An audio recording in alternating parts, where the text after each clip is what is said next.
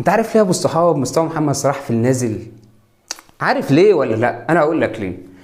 لان محمود الخطيب عامل لمحمد صلاح سحر. والله صدقني زي ما بقول لك، ده مش كلامي والله العظيم، ده كلام الاسطوره المستشار مرتضى منصور. مرتضى منصور بيقول لك الخطيب عامل لمحمد صلاح سحر، عشان كده محمد صلاح مستواه في النازل الايام دي. محمد صلاح اللي هو بتاع ليفربول في الدوري الانجليزي، ماله مال الخطيب؟ هقول لك انا ماله مال الخطيب دلوقتي. مرتضى منصور بيقول ان الخطيب بيقول عليه ان هو اسطوره مصر، ودلوقتي محمد صلاح بقى اسطوره مصر. فانا عايز اخلي محمد صلاح دلوقتي ما بقاش الاسطوره عشان افضل انا الاسطوره الحقيقيه.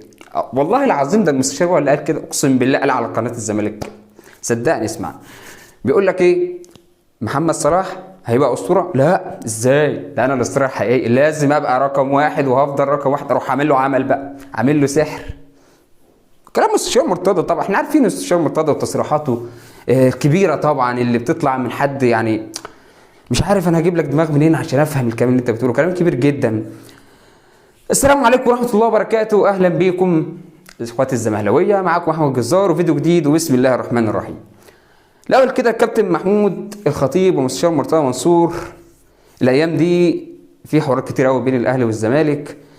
كابتن محمود الخطيب بيقول ان انا مش هلعب ماتش القمه غير لما يكون في تحليل للمنشطات للاعيبه الاهلي والزمالك، وباحتمال كبير جدا هيكون في تحليل فعلا المنشطات للاعيبه الاهلي والزمالك قبل ماتش القمه. طلع المستشار مرتضى بيقول انا لعيبتي ما بتخش منشطات ولعيبتي زي الفل خالص. روح يا خطيب شوف لعيبتك، واول واحد فيهم كهربا. يا عم ليه طيب؟ قال لك هو بياخد منشطات، ما هو مش طبيعي. ومحمد هاني التاني اللي كان بيزحف على الارض دلوقتي بقى بيجري زي الروهان. شوف يا محمود الخطيب مين اللي بياخد منشطات. قال لهم يا كابتن سياده المستشار ان شاء الله هنعمل التحليلات ونشوف مين اللي بياخد منشطات. دبانه رخمه. ونشوف مين اللي بياخد منشطات وبعد كده نرد على حضرتك. المهم دلوقتي كابتن خالد الغندور طلع على قناه الزمالك بشغل اطفالي. يا جدعان اقسم بالله انا ما شفتش حد بيعمل كده. الاطفال الصغيره عندها 10 سنين مش هتعمل الحركه دي. طلع بيقول انا اسف لجماهير الاهلي، واسف لاداره النادي الاهلي، واسف للكابتن محمود الخطيب، واسف لكل الاهلاويه علشان انا اتكلمت في موضوع كهربا. ما كنتش عارف ان الموضوع ماشي في الطريق الصح اللي انا بتكلم فيه، لكن طلع غلط. فانا اسف، واسف مش عارف مين تاني، كل ادارات الاهلي يعني. المهم قال لك فاصل وانا واصل. طلع الفاصل رجع تاني. انا كنت اتكلمت قبل الفاصل في ان انا اسف لكل جماهير الاهلي، بس انا بهزر. لا انا ده كان مقلب، انا كنت بهزر معاكم، ده كان مقلب. طب يا كابتن خالد مقلب ليه طيب؟ احنا عملنا لك ايه؟ قال لك انا اسف لكل جماهير الاهلي علشان انا كنت على حق، وازمه كهربا زي ازمه الحضري بالظبط. انتوا هرب منكم الحضري، قلتوا مش داخل النادي وهيدفع الغرامه ايا كان، سواء بطل كوره سواء اعتزل سواء عمل ايه، يا اما هنحجز على فلوسه وامواله. احنا بس بالظبط كده كهربا هرب مننا. جماهير الاهلي مش عايزه تعترف انه هروب، الاعلام كله مش عايز يعترف انه هروب.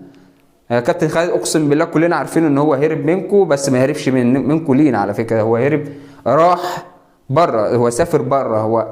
هو انتوا سفرتوه بره، فاهمني؟ انت سفرتوه بره وبعد كده هو خلص قطع الاعاره او العقد بتاعه بره، وبعد كده جالنا احنا الاهلي.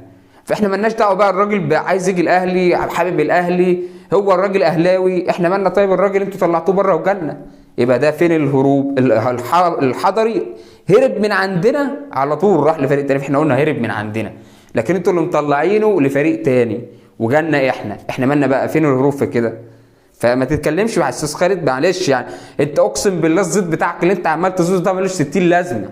اقسم بالله اكتر زملكاوي زيات شفته في حياتي، وتطلع مع شويه زياطين على قناه الزمالك تقعدوا تهروا في حاجات اقسم بالله لو عيل صغير عنده 10 سنين ما هيستوعبها اصلا.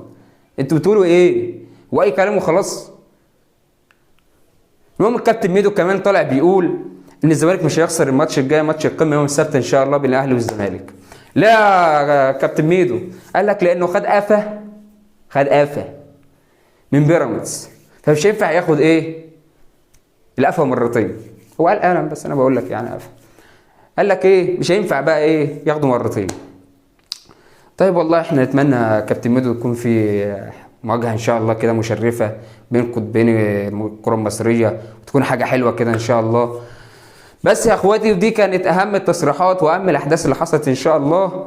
اشوفكم فيديو جديد، ما تنسوش اللايك، ما تنسوش المتابعه، ما تنسوش الاشتراك في القناه. السلام عليكم.